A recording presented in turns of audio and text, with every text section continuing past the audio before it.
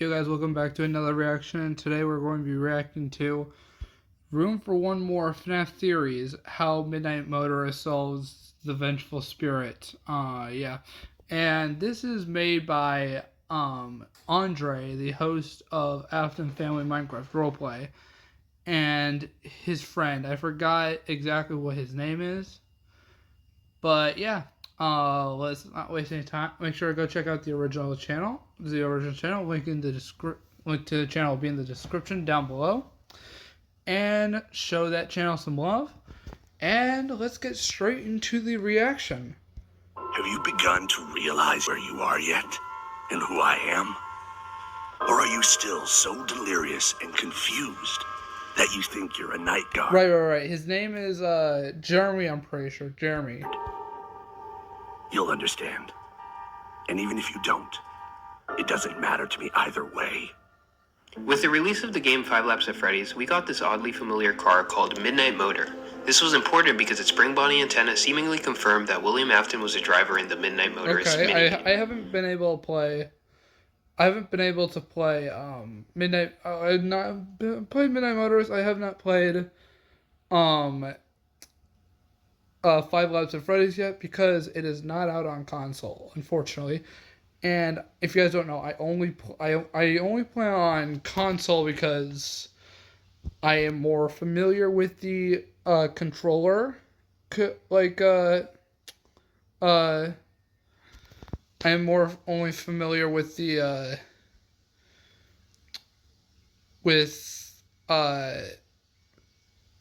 playing with the controller, not with a keyboard and mouse. So yeah. At the same time, though, this car confused much of the FNAF community, as it included these hanging fuzzy dice with the numbers 8 and 7 on them. Numbers that aren't Really? Hold on. 1, 2, 3, 4, 5, 6, 7, 8, 9. 1, 2, 3, 4, 5, 6. Yeah, it is 8 and 7. There. Surely Scott knew that including that as a detail would heavily imply Midnight Motorist. I'm pretty sure it's Gremlins. Andre's girlfriend. Took place in 1987, right? Unless that was his intention. You see, Scott has gone on record to say how he doesn't like adding random dates to officially marketed FNAF things. Yeah, it has to be. Quote, even a detail as small as an EST 1983 on a t-shirt, I'll say, no, don't include an established date because that confuses the lore. Honestly, Unless that's really interesting, someone I'm not familiar especially since there's a specific detail in the Midnight Motors minigame that we've been overlooking as a community.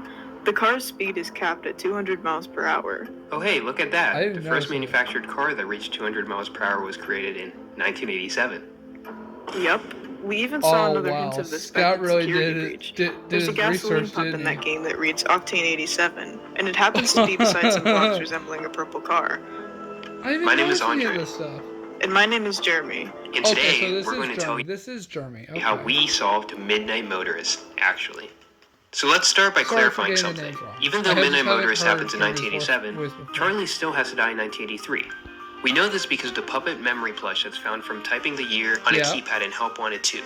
1983 is also the same year as Charlie's death year in the novels, and Henry's "A wound first inflicted on me" line during the FNAF 6 Insanity ending implies that Charlie was the first to die. But what about the fact that Midnight Motorist uses the same rain sprite as the security puppet minigame?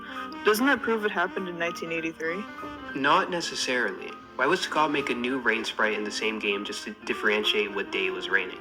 Plus, rain isn't a direct indicator for a specific date anyway, since many other minigames in FNAF have rain as well, like Follow Me and Hallway Crawl. That does make sense.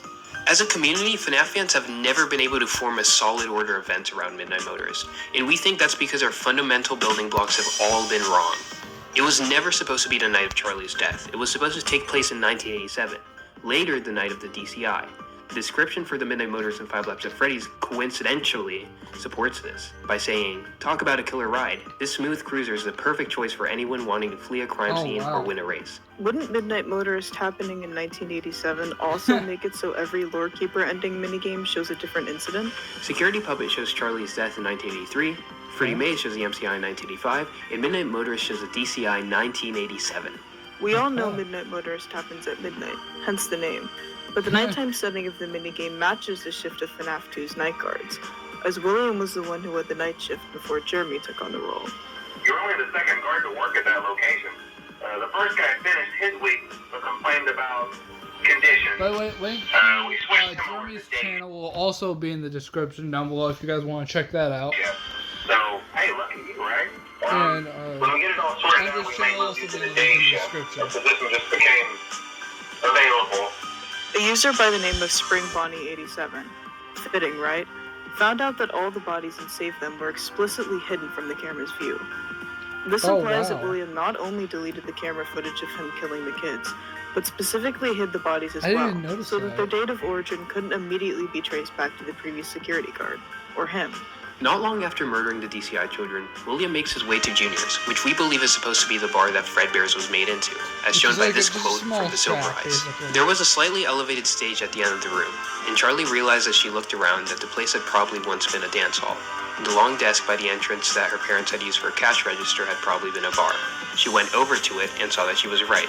There were even grooves and scratches in the wood floor where bar stools had once dug their feet. She tried to picture it, a dark bar with a country western band playing on the stage, but she could not. A country western band, huh?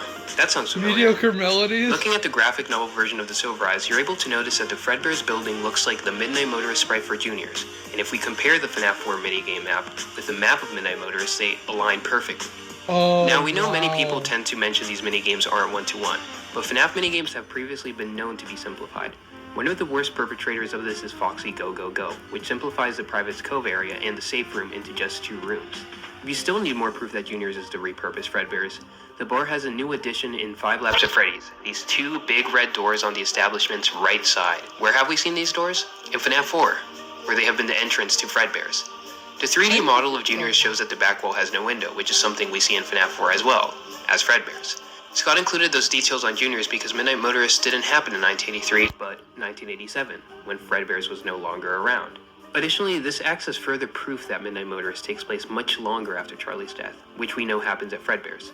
While we're on the topic of Fredbear's and Juniors, the bar being repurposed would make the owner Henry, who we believe to be the green guy from Midnight Motorist. By the way, Jeremy, if you're watching this video, I am very sorry for mistaking your name. I just have not heard your voice before, and yeah, once again, I sincerely apologize. In the minigame, the green guy doesn't seem like an unimportant bouncer. Instead, he talks to William with a sense of familiarity. Come on, you know you can't be here. Don't make this more difficult than it has to be. This apparent ban of William from Juniors would make sense if Midnight Motorist happened in 1987. By then, Henry would already suspect William for his daughter's death, and the MCI, especially if he was convicted. His appearance in Midnight Motorist would also serve as a direct visual for one of Phone Guy's FNAF 2 lines. Yeah, we're gonna try to contact the original restaurant owner. I think the name of the place was Fredbear's Family Diner or something like that. Or something like that. For years, though, I doubt we'll be able to track anybody down. In the same vein, the Emilys are profoundly connected to the color green. Both the security puppet and Charlie are connected to green. And although not confirmed to be Charlie, the finger trap girl in FNAF 4 is eerily similar to her. She has a green shirt, a rabbit toy like the book Charlie has. Oh yeah, Charlie does have a rabbit toy. If you guys don't know, Charlie has a purple. I think it was purple or yeah, it's purple or it was either purple or blue. And it was like a purple or blue Bonnie robot thing, bonbon thing that her dad made her. And a red heart on her shirt that corresponds with Henry's description of her nature to protect the innocent. Not only is her shirt green, but her text color is too. And her second line of dialogue implies that she is a father who creates things for her. Also, in FNAF UCN, we see an advertisement featuring children that some believe represents Susie, Charlie, and the Vengeful Spirit's face. Brown-haired girl people believe represents Charlie has a heart on her shirt. The couch person is the second to last NPC for Midnight Motorist we haven't discussed yet, but we already know who he is. Michael. Michael has an association with watching TV, and him and the couch person have the same gray shirt and same gray text color. If William's text color remains the same between FNAF 4 and Midnight Motorist, why shouldn't his? The idea of Midnight Motorist taking place in 1987 additionally addresses a concern people had about him being the couch person. Him speaking to William bluntly. 4 years have gone by now, and people can change a lot in that span of time. Yeah, I've seen that some people are conflicted about this being either Michael or Miss Afton. Especially after experiencing it would trauma. make sense if it was As a Michael, couch person, Michael tells William to leave the runaway alone because for we've only seen Michael wearing wearing a gray shirt. Implying he has been constantly putting him through something. Maybe something like the nightmare experiments. Wait. How could Dave be the runaway when he died back in 1983? Look back at Final Speaker's final line to Dave. I will put you back together. This isn't an empty promise.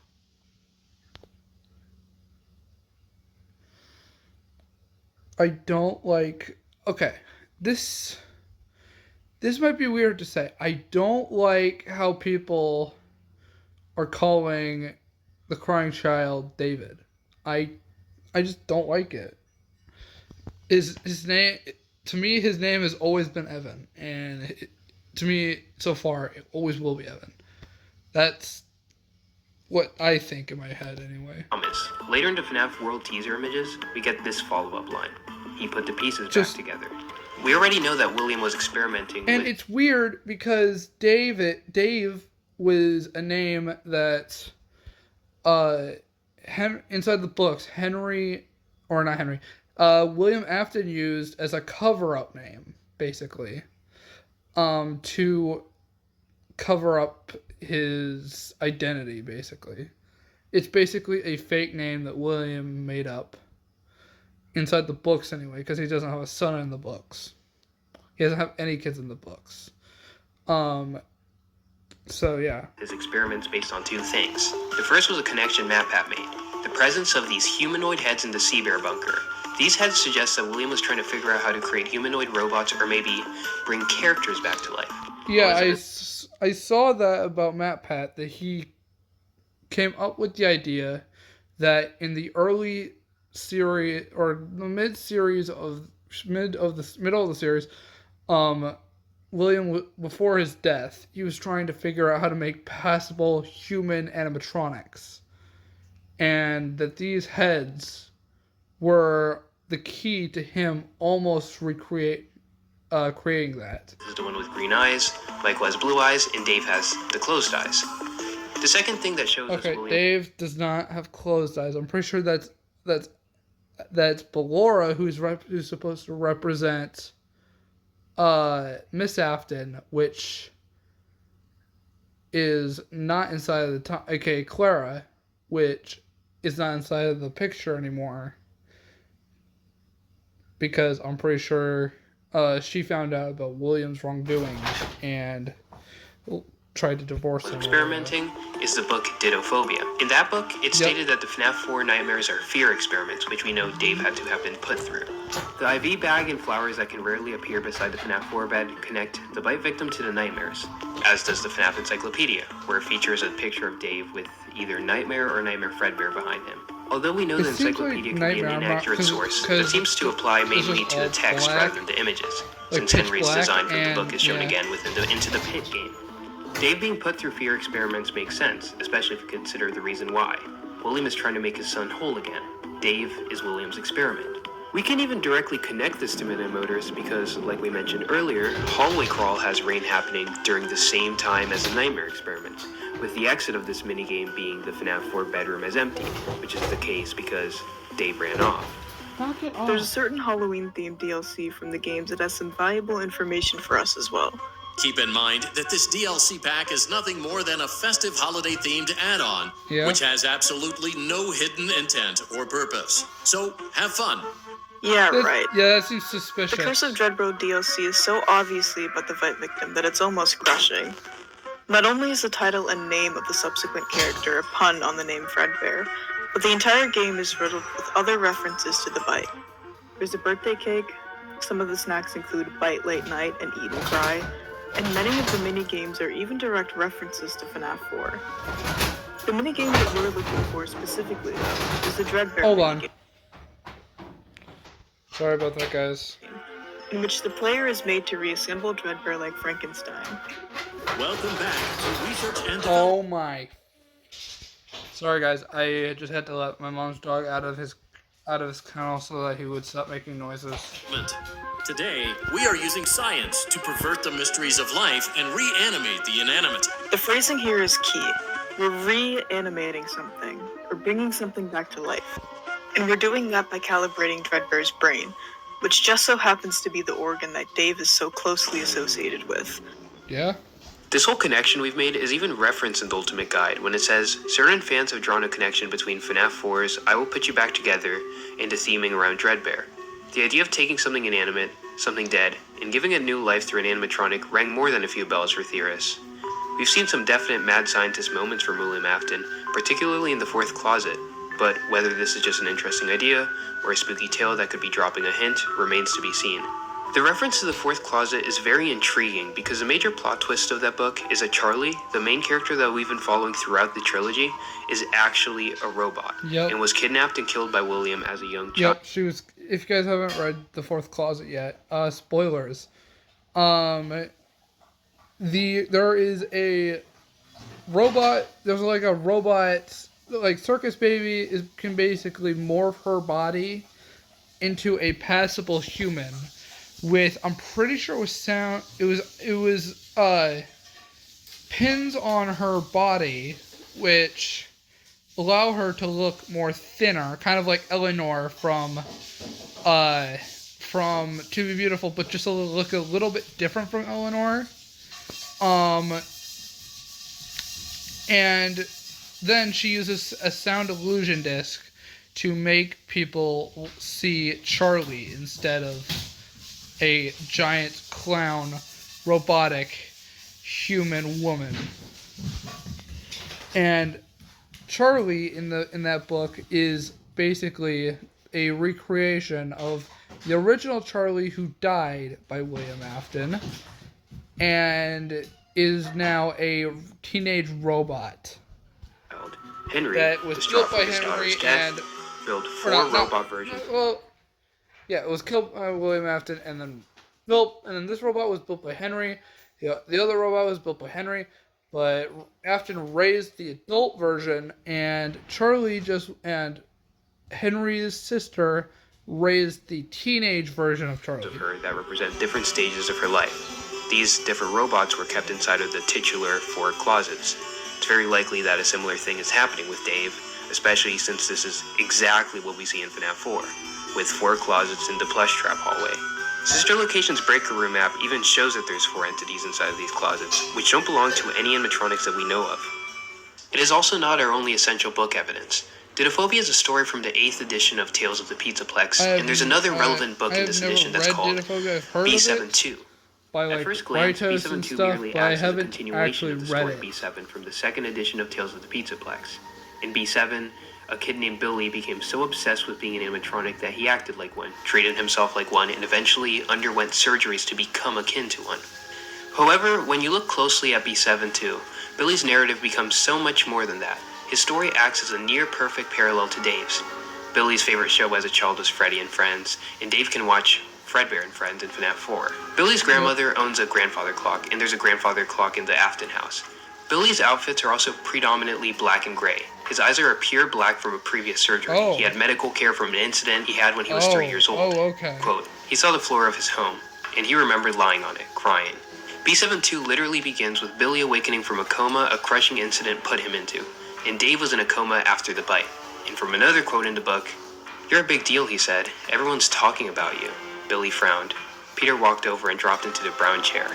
"Are you kidding?" Which is kind of ironic, because in my last reaction, where I reacted to part 1 of MatPat's Ultimate Timeline, he said that Billy translated to William. So is Billy somehow connected to William? I'm not too sure. The robot boy who survived being crushed. Now that we've connected the runaway as Dave, can we go back to Midnight Motorist? We still have a lot more to cover. Like those footprints we see outside of Dave's window. Who do they belong to? Well, they belong to none other than Golden Freddy, possessed by Cassidy. This would parallel exactly what we see in the FNAF movie, when Golden Freddy lures Abby out of the house. We see this in the Fazbear Fright story, Coming Home, where Susie gets lured out by Chica every night, which is the animatronic she's associated with. I guess that does make sense. But why would Cassidy lure Dave out of his house in the first place? For the same reason as in the FNAF movie? Not quite. With the context of Midnight Motorist's 1987 place on the timeline, Cassidy lured Dave to the FNAF 2 location to show him the 5 DCI bodies. William's statement of "he'll be sorry when he gets back" foreshadows what happens next, as Dave would already be going through the fear experiments, he's not discussing that as a punishment. If only we had some actual concrete evidence that Dave was alive during this point. It's funny you mention that because we actually do. In the survival logbook, Cassidy asks Dave questions in order to help him remember his previous I life. actually have this logbook, and it's where Michael is talking to both Cassidy and Evan. So yeah. One of these questions reads, "Was your favorite ride the carousel?" This is important because the only seen carousel in any FNAF location is the one in FNAF 2, which not only proves that Dave has been to the location multiple times, but also roaming around in the year 1987. Past FNAF 6, a group of theorists in the FNAF community recently discovered that the number 14 is repeated throughout UCN. This began when they noticed that the 14th locker in Toy Chica's high school years is slanted, just like the 14th animatronic on the UCN roster, Golden Freddy. The 15th animatronic is Springtrap, and Toy Chica, who is a character meant to represent William, leans on the 15th locker. There are also 14 stars on UCN's FNAF 4 map. Oh, wow, one of seriously? which is brighter than the rest. This, along with the fact that the game's 14th and final intermission scene is Golden Freddy twitching, implies a heavy connection between him and the number 14. Those aren't even the only connections to the number 14 in FNAF. The FNAF World title screen has 14 characters on it, with the 14th being the Crying Child character. The Foxy Grid, which is how Hyperdroid found Dave's name, has a rose fade away in number 14. But what does this have to do with our theory? The file name of the last secret of Midnight Motorist, The Mound, is named Backdrop 14, the original burial site for Dave's body. In 5 Laps at Freddy's, hidden underneath the mound, we see some text that reads, "No secret lore here." This isn't a troll message. There literally is nothing in the burial site, because Dave was put back together. This is even hinted in the trailer for Curse of Dreadbear, where we see Dreadbear burst out of the ground. We believe that the number 14 is so important because it represents the number of deaths in the FNAF franchise, with the 14th being the one you should not have killed. The 14 victims point is elaborated on earlier in the FNAF Pizzeria Simulator introduction, which shows 3 sets of kids. The first set has 3 kids. The next. By the way, if I miss anything in this reaction, don't worry. I'll go back in the video and we'll rewatch it and see what I missed. Set has 5 kids, and the final set has 5 kids again. The 2 sets of 5 kids are clearly supposed to represent the MCI and the DCI, which would mean the first set would have to represent Dave, Charlie, and Elizabeth. This adds up to 13 victims, with round 4 glitching before it can show the 14th kid. Hold on. You just mentioned that the DCI included 5 kids, and that does seem to be the case when you first glance at the bodies and save them. But as others have mentioned, there are 6 pools of blood instead of 5, implying that there's another victim we're missing. So why don't we see that 6th body? Because that 6th body is inside the Golden Freddy suit. What we're proposing is that William killed the DCI kids in FNAF 2, and his son was shown these bodies later that night, prompting William to put his son inside the very same animatronic that not only killed him the first time, but led him to the FNAF 2 location. And we even have a voice line from Phone Guy, or Ralph, that supports this in FNAF 2. Someone used one of the suits. We had a spare in the back, a yellow one. Someone used it. Now none of them are acting right. This voice line comes from the call on none other than Night 6, the same night that withered Golden Freddy becomes active. Many have claimed that this call is referring to the Spring Bonnie suit William used to kill the DCI, but that idea doesn't seem to align with Ralph's reaction. He presents the situation as a separate event, as though something else had happened. Like Dave's body being found. Ralph also clarifies that they had a spare in the back, not some spares in the back, which would be the case if both the Spring Bonnie suit and the Golden Freddy suit were there. Save Them supports this by only showing a Golden Freddy suit, and so does the fact that the Spring Bonnie suit was implied to be left in the FNAF 1 safe room following the MCI. Dave being killed in the Golden Freddy suit explains the problem with him dying in a hospital bed, but still somehow possessing the animatronic. It's not a result of a plot contrivance. He literally died in that suit. It additionally explains why when you type 1987 in FNAF 1's custom night menu, you get a Golden Freddy jump scare. This is because that's the year that Dave dies and possesses the animatronic. You know, all of that makes sense, especially since in the FNAF movie, Garrett, who is Dave's movie counterpart, is killed by William in the year 1987 too. And while we're back on the topic of the FNAF movie, we previously connected... 1987? Because I don't think they specified in the movie how long ago that Evan or Garrett died. Sorry, I'm getting names confused. That Garrett died. That William killed Garrett in the movie. I don't think they specified how long ago that was. Abby being lured out by Golden Freddy to Midnight Motorist. But we didn't mention how this scenario further parallels our theory by not only having Michael's sibling lured out by Golden Freddy, but having them lured into a pizzeria. The animatronic were in William's control for this because they thought that the Yellow Rabbit, aka William, was their friend, so they followed what he asked them to do. Their attempted spring-walking by William. The game doesn't show the 14th kid because we've already seen them as the first. Dave is the first child in the series to die, as well as the last, or the 14th. We can go even further with that. The 14th victim associated with Round 4 of FNAF 6 directly connects with Midnight Motorist.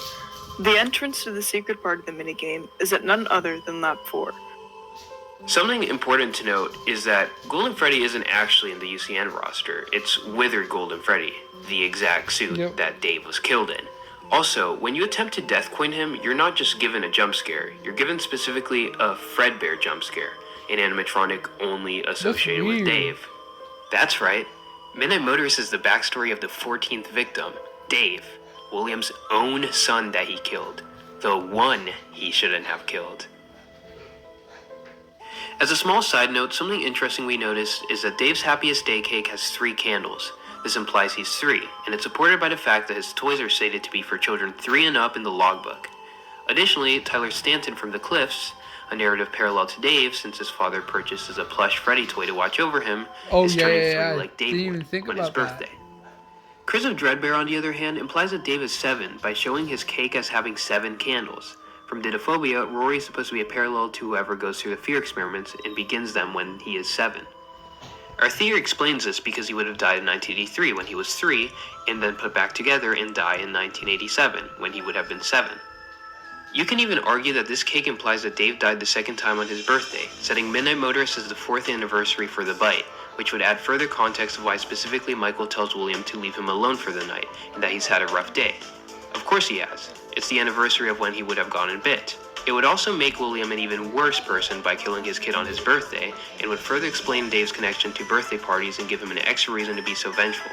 Let's go back to Toy Chica's high school years, which is heavily implied to show the lure descriptions of some of the FNAF victims.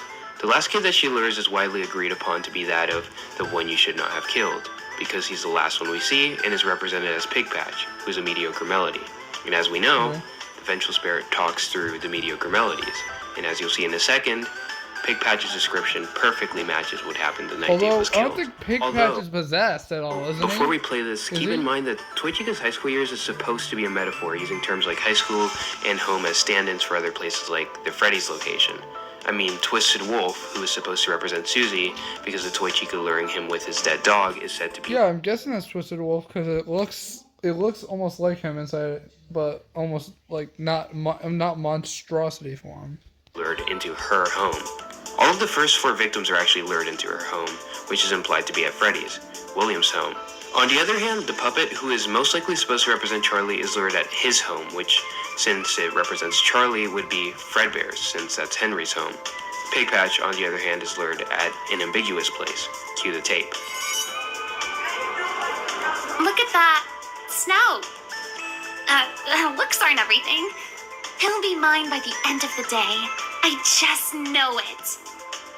I'll just wait for him after school, throw a bag over his head, hit him with a shovel, and drag him into the back of my car. Then, when he wakes up, I'll tell him that someone was trying to kidnap and kill him. Damn. I don't know, Balloon Boy maybe. And then I'll tell him that I rescued him. He'll fall for me immediately. There is only one thing that could possibly go wrong. We believe this is supposed to show us that after Dave came back home, after seeing the bodies, William hit him with the shovel and forced him inside the back of his car while driving him back to the FNAF 2 location. When Dave woke up, he found himself trapped in the withered Golden Freddy suit, with William pretending to be rescuing him from a murder. This is where something goes wrong. Whether it's Dave's tears or something else, the suit fails and kills him inside. Notice how every cutscene ends with, "There's only one thing that could possibly go wrong." This line not only builds up until the release at the final minigame, where William makes his worst mistake, his accidental kill, but also isn't the first time we've seen this line. The first time we've seen this line of something going wrong is in FNAF World's intro, from final speaker to the crying child. The Bear of Vengeance minigame, on the other hand, shows a rival relationship between a bear and a fox. Many believe that this is a parallel to Dave and Michael's relationship during FNAF 4. Michael, who would be represented by the fox, constantly torments the hopeless Dave, who would be represented by the bear. Honestly, that would make sense since Michael always wears a foxy mask in his teenager form, and when Evan was alive, he would always hold around a stuffed bear, which actually makes sense. That the fox is an ally who happens to be Mangle. As we see in FNAF 4, the only toy that Elizabeth owns is a Mangle toy. Which Mangle would probably, or which Elizabeth would probably be represented, or Mangle would probably be represented as Elizabeth. Implies that Mangle is representing her here. The minigame is also called Bear of Vengeance, and at the end of it, the bear becomes vengeful, vowing to pursue the fox wherever he has fled to. Aside from the clear parallels of situations siblings would put themselves in, like the bear being forced to make breakfast for the fox's punishment, the fox decides to attack the bear on his birthday, and is a favorite television show as well. Even though Dave went through the FNAF 4 experiments, he gave Michael dreams about it during FNAF 1. That's why the FNAF 1 phone calls show up in the background of FNAF 4. And why Michael can accurately draw Nightmare Fredbear. I didn't even hear that. Something that supports this is that, according to Sister Location's Break Your Room app, Nightmare Fredbear and Nightmare aren't actual characters involved in the experiments. Instead, they're manifestations that the crying child made to torment Michael during the nights of FNAF 1. This is further shown into the... By the way, my bro's making cheeseburgers right now, so Phobia, which shows the Nightmare animatronics, but does not mention Nightmare Fredbear or Nightmare. This matches up with what we see in the FNAF movie, where Mike Schmidt has constant... So I'm just going to go ahead and move real quick. Alright, I moved over to a quieter area, aka our bedroom, so... nightmares about his brother while working as a security guard. However, Michael makes his amends, which is why Dave's resentment towards him dies. The same can't be said for William, who not only killed his friends, but put him back together just to kill him again anyway. Yeah. The central theme of UCN is called isopterophobia, which is defined as the unhealthy fear of mirrors.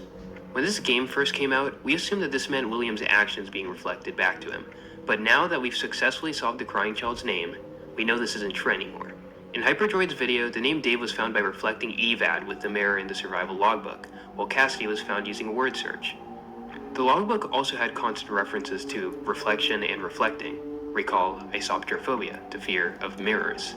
Isopterophobia is the same song that also has a clock ticking in the background. Plus, don't we already have a kid named David inside the series? Pretty sure it's Edwin's son or Dave, something? as clocks are what need to be collected in order to complete his happiest day in FNAF World. This is further enforced by two more of the UCN OST that have some relation to FNAF 4 or Dreams.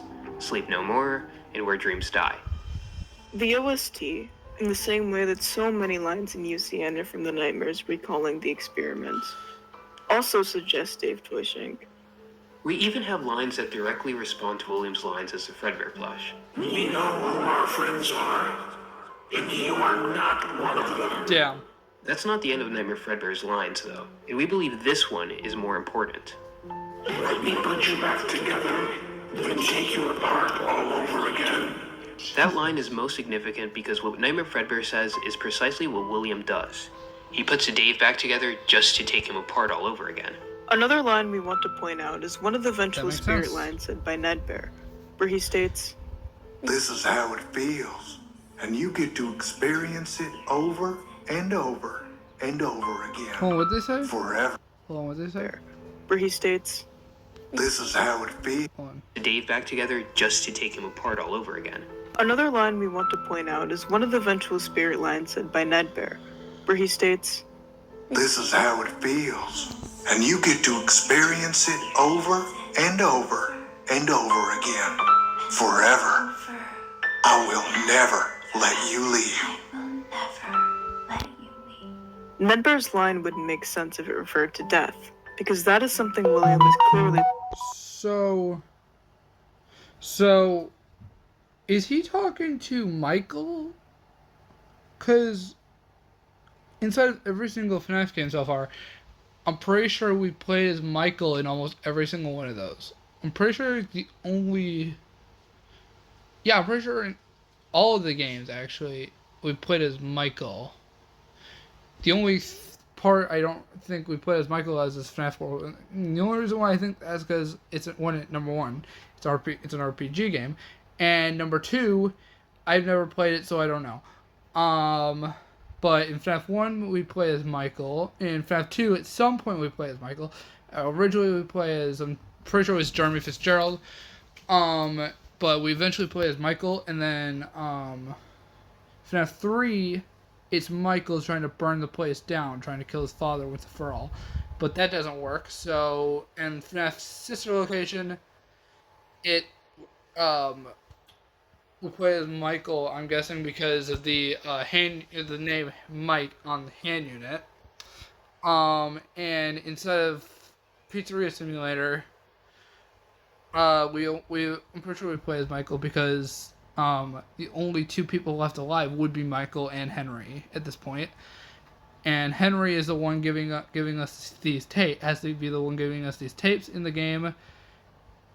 So, in Ultimate Custom Night, do we play as Michael or in hell, basically for tormenting our little brother? And even though it's accidental, we still unleash Afton onto the world. Sure, we try to fix it by burning the entire place down. I'm pretty sure, FNAF 6. But still familiar with. Instead, we believe that it refers specifically to the gameplay from FNAF 4, or in other words, the idea of being someone's puppet that is tormented by animatronics created by the individual in control.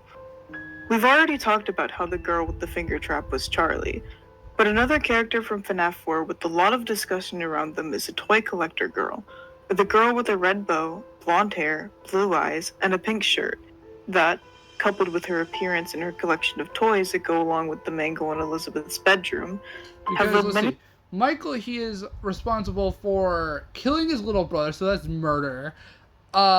He's responsible for arson, and I'm pretty sure, also, I didn't mention this, but he also, tore apart the animatronics in FNAF 1. I think it was FNAF 2 also. I'm not 100% sure if it was FNAF 2 as well.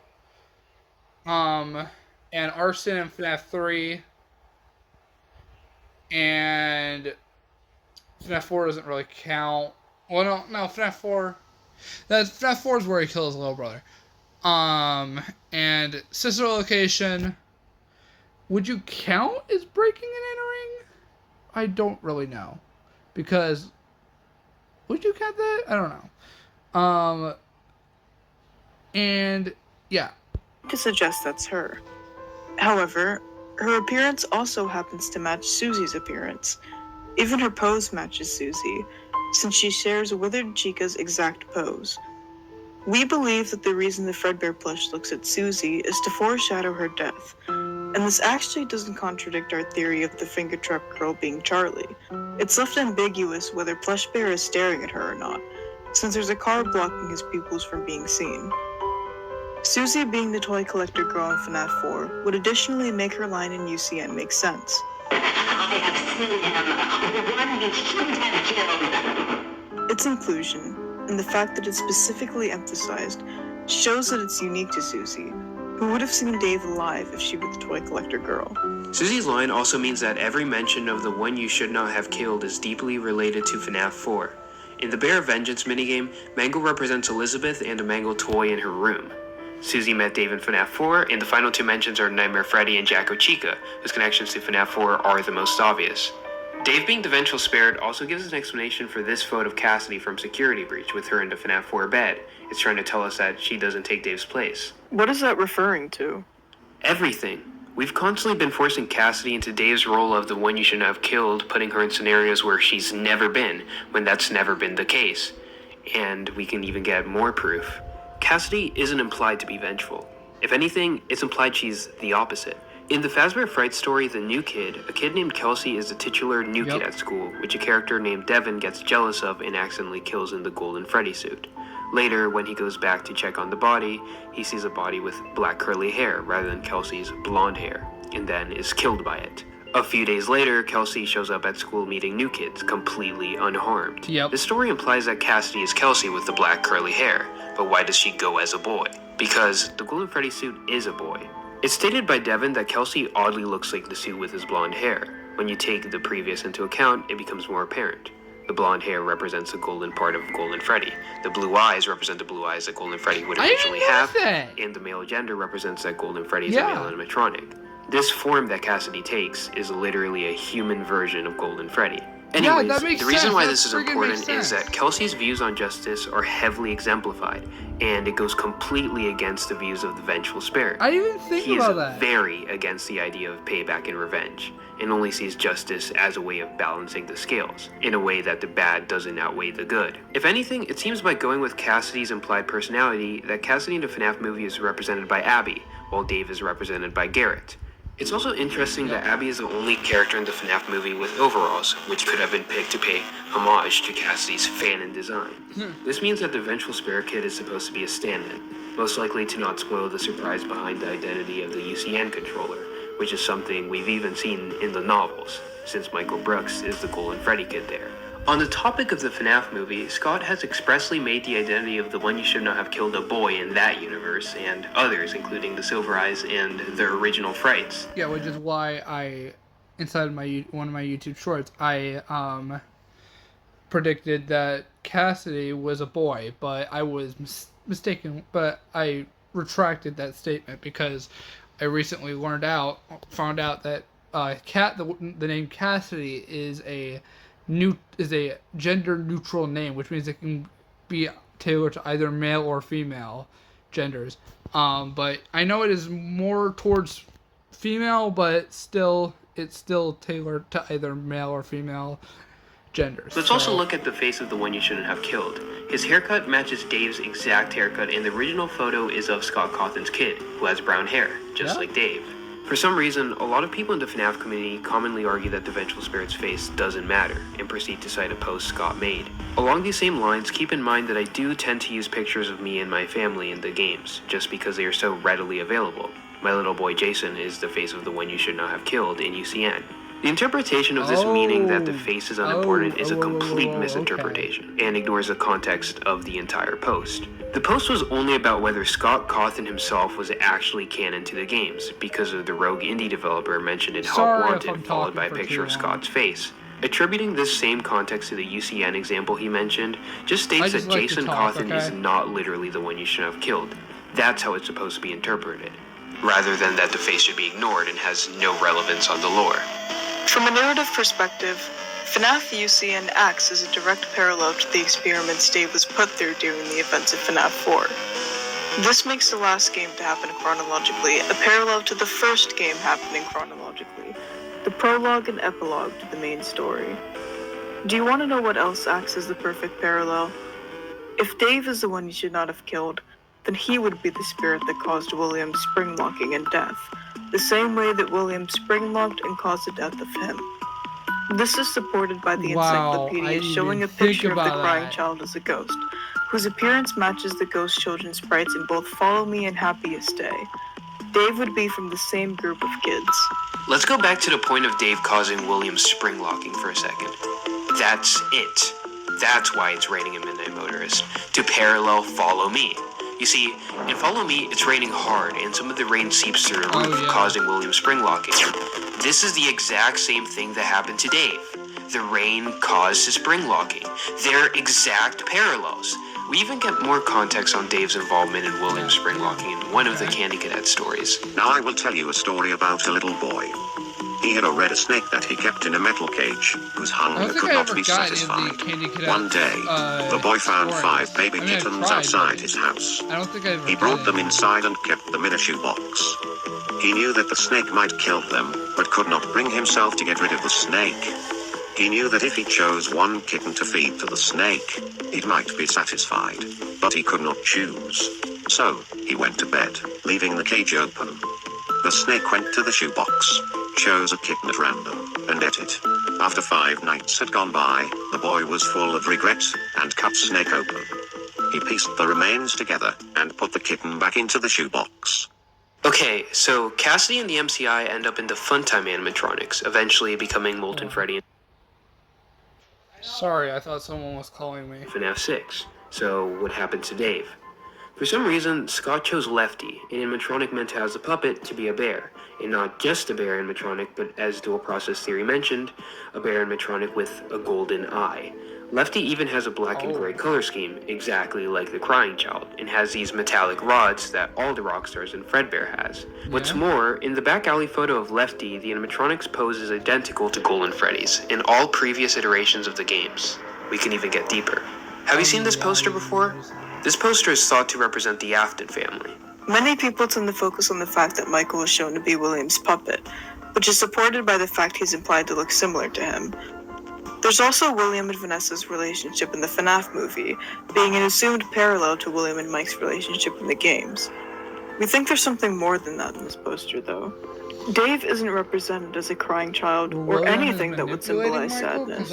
Rather, he's represented by a smiling bear with a party. Not only does it show that Dave is a vengeful spirit, but the poster is shown in Lefty's back alleyway shot, as well as the puppet poster. You see, the Scrap animatronics always have posters relating to them in their shots, like Scrap Baby with the clown poster behind her. In FNAF 6, Lefty's only line is shh, which has stumped theorists for years. However, for some reason, Lefty's given actual lines in UCN, where Scott Cawthon chose to hire a different actor for Puppet and Lefty. This is notable considering the Puppet and subsequently the Soul Force Charlotte and Emily are trapped inside of Lefty, so it was always assumed that Lefty only that, but in the very same game, Scott hired the same voice actors for Funtime Freddy and Molten Freddy, and Circus Baby and Scrap Baby. There's also some substantial dissonance with Lefty's UCN voice lines compared to the Puppets. Shh. I've been looking for you, and now I will never let you go. I don't hate you, but you need to stay out of my way. If you knew nothing about these characters, you'd automatically assume that they were two separate ones, as their lines are direct opposites. Yeah. Charlie wants William to stay out of her way, likely because she's preoccupied with something more important, like her involvement in setting up Happiest Day. On the other hand, Lefty wants William to the point of going out of his way to look for him, which even parallels all the other Vengeful Spirit mediocre melody lines. I will hold you here. I will keep you here. I will never let you leave. I will never let you leave, and now I will never let you go. So how did Dave get into Lefty in the first place? Well, we believe after Follow Me, Dave's soul attached itself to the puppet. An important line is, he tried to release you. He tried to release us. But I'm not gonna let that happen. I will hold you here. I will keep you here. No matter how many times they burn us. The line, no matter how many times they burn us, implies that the Vengeful Spirit has been through multiple fires, and if he was inside the Fun Times and later Molten Freddy, the only fire he'd experienced is the FNAF 6 one, not the FNAF 3 one. Speaking of FNAF 3, Springtrap is not the only real animatronic that isn't a hallucination in it. The puppet also shows up, which we see is real by the reflection in the floor. The puppet has been chasing William down. Yeah, this itself is also very narratively fitting because the puppet and Dave share a lot of design details. We can also argue that Dave and Charlie are the only remaining mainline characters, not only because we don't see a Lefty burning scene, but also because of UCN and Security Breach. I mean, it explains why the icon for UCN is Nightmare On. When the FNAF 6 fire occurred, he was possessing the puppet. Security Breach heavily implies that Dave and Charlie are still around, mostly from a conversation shown through sticky notes from the sticky note room. The door to this room is named Charlie Door in the files, and this drawing is labeled All My Friends. There are 7 kids in this drawing, like the 7 victims of Toy Chica's high school years. The area around the sticky note room is also littered with Nightmare staff bots, and that isn't even mentioning all of the Nightmare On plushies that surround a Pizzaplex in ruin, and how this room is connected to staff bots resembling the Afton family. There's one more drawing of importance in this room, which is a drawing of a house and arrows that imply someone is walking away from it. This drawing is heavily reminiscent of the Runaway and what caused the footprints in Midnight Motorist. These are the final nail in the coffin that Dave is a runaway, and the one you shouldn't have killed. And I think we're done. Now all you know how we solved Midnight Motorist. Actually. Jeez, this was a long video. Yeah. Yeah, but it was important. And now long. that this video's finished, we have room for more theories. I guess you could say room for one more. Oh my god. Anyway, You said Andre's the name right. of This the video name was of the long channel. because it's important, and because we're pretty confident in it. I mean, it explains a lot of the unsolved mysteries in FNAF. Take a look at everything and answers yourselves. Not only that, but our theory pieces itself together like a puzzle. Every character in Midnight Motorist has a purpose under it, and it doesn't designate anyone as something new or random. Every character is someone that we've met before and someone that should be there. When looked at from a broader perspective, almost every FNAF mystery revolves around the bite victim. If we were to be misinterpreting something, it would have to be something significant with Dave.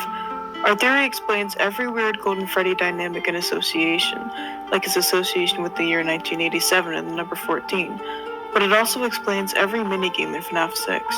Plus, our theory can be used to explain why Andrew was included as the sixth victim in the books. It wasn't for him to be Toy Shank, but rather to encourage the fan base into considering a secret victim as Toy Shank. His inclusion in Frights is completely out of place given UCN's release date. Scott wouldn't answer the question of who the most influential spirit was years with some random kid introduced in a book over the games. Dave is the one he should not have killed. It would provide so much narrative satisfaction. It wouldn't make sense for this kid's identity to be random spirit number 6. But the role would have a different significance if he was William's son. It would mean that the entire FNAF story is centered around Dave, and his death not only causing William to kill Charlie and begin the cycle, but also beginning Michael's character arc of remorse for the bite and all that followed. The story starts with Dave and ends with Dave. I put the brain in the robot, you know. You shouldn't have been a spoiled brat. You see, I always get what I want, and I want you to make me a Krabby Patty! Response, why don't you ask me later? What? What? Get welded. Wait! I command you make me a Krabby Patty! I don't wanna. Ah! Good video. Shout out to Room for One More for making this video in the first place. And yeah, I hope you guys make sure to like, subscribe to the channel if you haven't already, and I'll see you guys next video and or live stream. Peace.